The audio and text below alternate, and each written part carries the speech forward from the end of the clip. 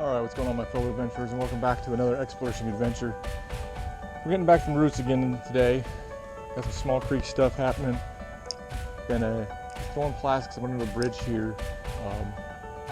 Already picked up a few fish. Of course, now that I'm recording, you know how that works. Just throwing plastics. Right now I'm throwing the CNN Custom Baits saucer tail in the ECU color, which is the purple back chartreuse. You know how I love chartreuse, anything.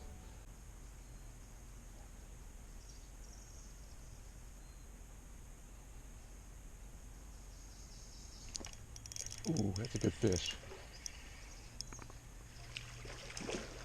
Nice warmouth, looks like. Oh yeah, fatty. Jeez, look at the belly on the thing.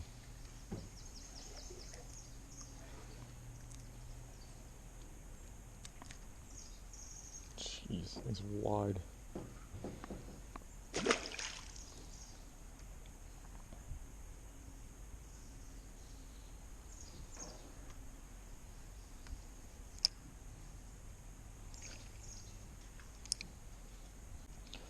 So I'm sure a lot of people notice I like to fish bridges.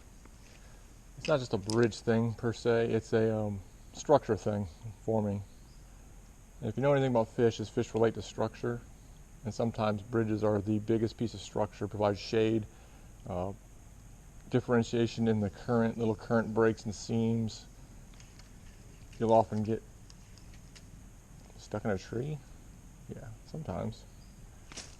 You'll often get debris and branches and stuff that get up under these bridges, and that also provides more current break and places for fish to hide. So bridges are always really good structure in creeks and rivers, but points, any kind of tree. Around here we got a lot of cypress trees, and those down slopes of the cypress trees, they drop off real sharply into the water, usually into pretty deep water right at the base of the tree. Will usually be a really good spot to target also. So rule number one I always use when I'm fishing is look for good fish holding structure. If it looks devoid, or if you've got a lot of extra structure, kind of find the little things that separate one piece of structure from another, so to say. So if you've got a lot of trees on the edge of the water, cypress trees or whatnot, and you notice a couple of trees are bigger, more knotty, have some openings that go up into the root bases and stuff like that, I would start there. That gives more structure and more places for fish to hide and a bait to get into and draw in the other fish. But we're gonna keep fishing here a little bit more and see if I can get a couple more. As you can see, I'm back in the woods, and even now it's impossible to escape people, it seems. So I don't know if that's going to affect the fish here. There's a really small body of water, and having somebody paddle through could have just messed everything up. If that's the case, I'll move to a different spot on the creek or to a different creek. I don't let it bother me too bad, because you know, people enjoy their day however they enjoy their day. If I just happen to be here, I happen to be here. But I got other options, so it's not going to ruin my day. People, enjoy your days. Don't spend your time fussing and fighting.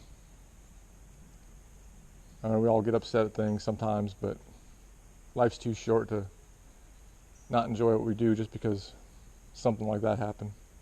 Oh, I got a bit. I missed him though.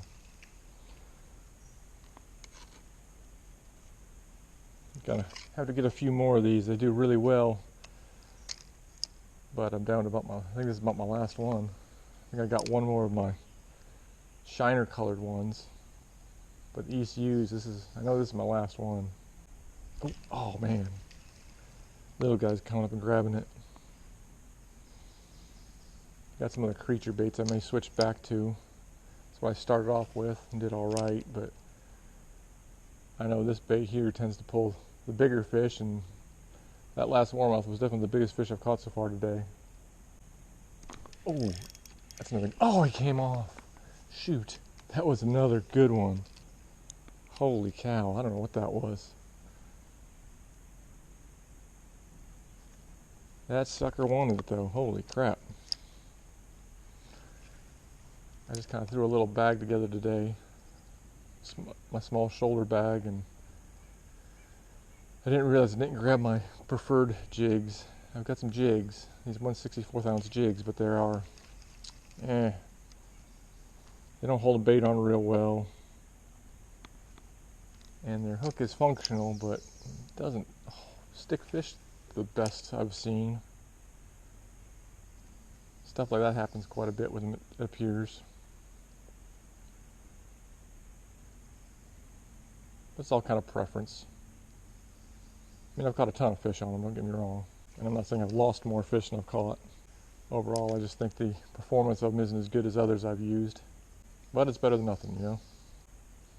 Oh, man, alive. Getting some of those small bites now. They're not quite getting up on that hook.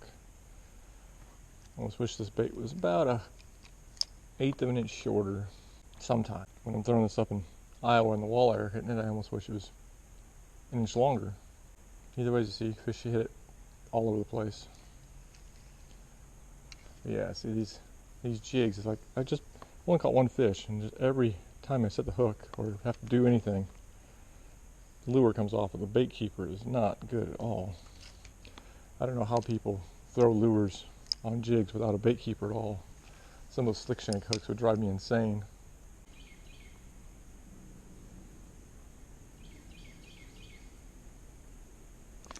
There's one. That's got to be in the warm-up, I think. Boy, they're fighting good.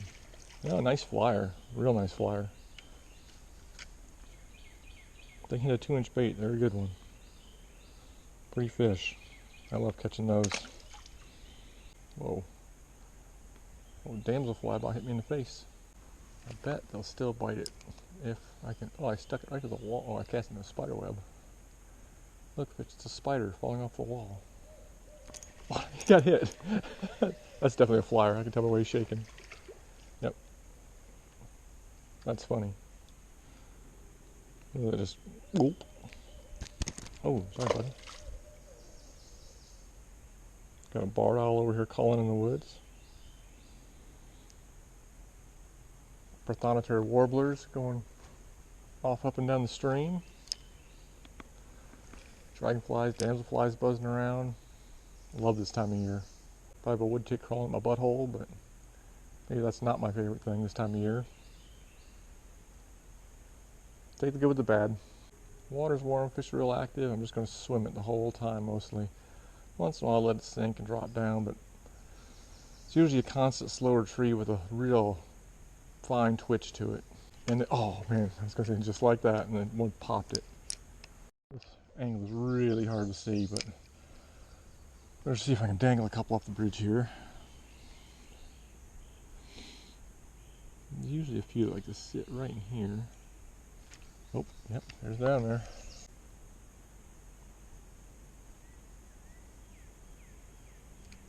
Just still can't hook them. Appear to be the worst. I appear to be the worst hooker on the planet right now. Anyway, another little redfin pickerel on the bank. I may go try to catch one of them. They're gonna play with this. You know, a spot or two. Oh, another little turtle guy.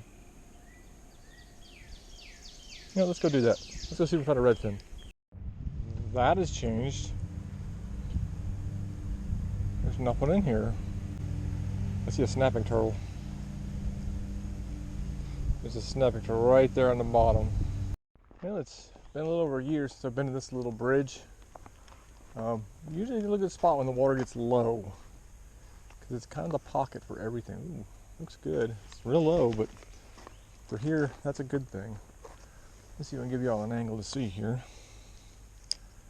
Got a lot of trees and stuff that are hanging on this side, so what I usually do is just kind of throw it in behind those trees and hope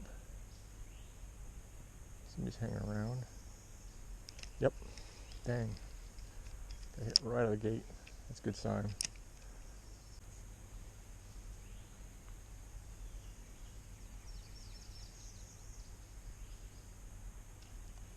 Oh, there's a little tiny flyer guy. Little tiny flyer guy.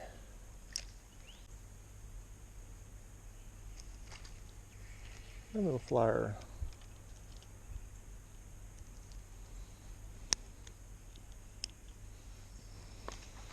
down water level. It's a little easier to work that lure in a more horizontal fashion that the little pickleheads seem to like. Whoa, soft terrain there.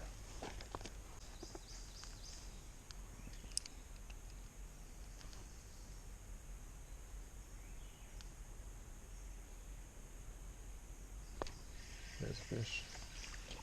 And it's another flyer.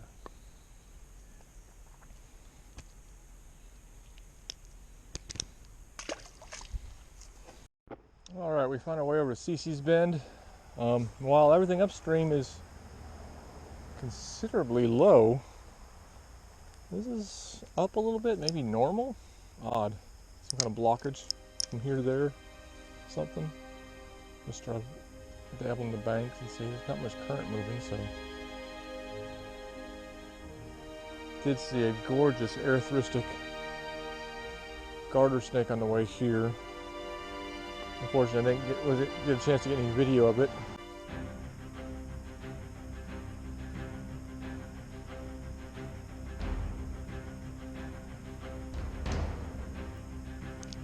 Ooh. Uh-oh, what did I just hopefully it stays on whatever it is. Jeez, not. Oh, it was a bass.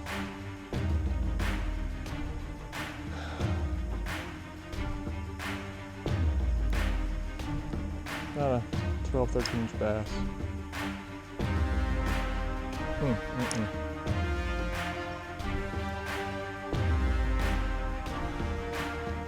Do believe that when these jigs are gone, they will never find their way back in that arsenal over again.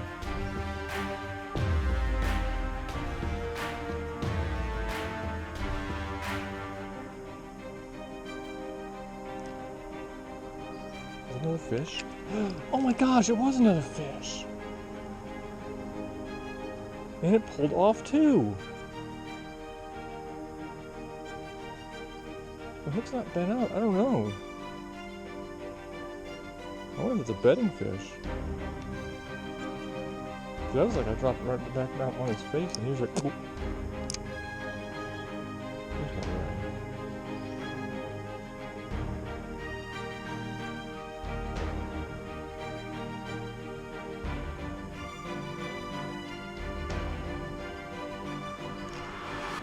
That's gotta be a bedding fish. Loosen drag, play him loose. I don't know what it is. Hopefully. It's a good fish, whatever it is. It's gotta be, I swear it looked like a bass. Well, the first one that came up in the, no, it's a bullhead. It's a freaking bullhead on a plastic. What the heck? That was not what I was expecting. I thought it was a bass.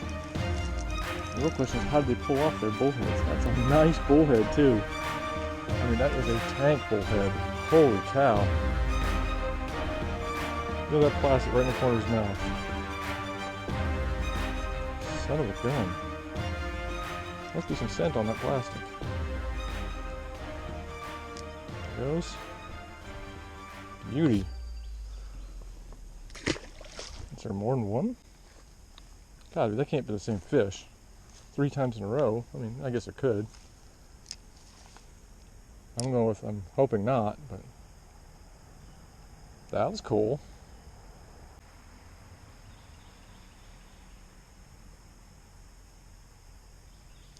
There we go. Oh my gosh, it's the biggest warmouth of the day. By biggest, I mean absolute tiniest. Yeah, that's a fish. I should use a sliver of him for bait. Oh well. Normally the warmouth in here could eat that thing.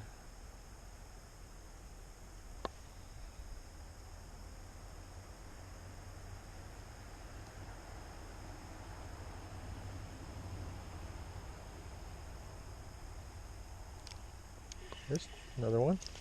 It's another warmouth. A little bigger. Still pretty tiny.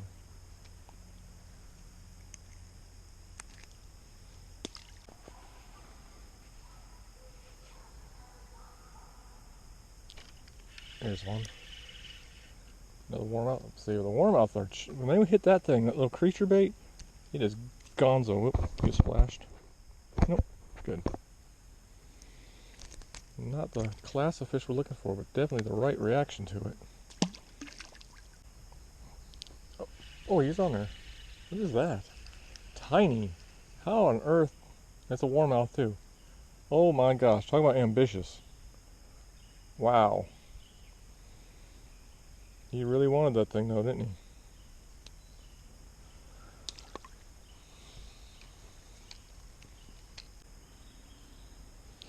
he? Yep, that looks like it's going to be it for this video. Hope you enjoyed my little, just exploring the creeks here and seeing what's going on. Getting back to my roots again a little bit here, just hitting these little backwater areas and having some fun with the panfish and stuff that live in these areas. That bullhead was a great surprise. Had a lot of fun with that, but hope you enjoyed this one, and we'll catch you on the next exploration adventure. Have a good day with exploration adventures.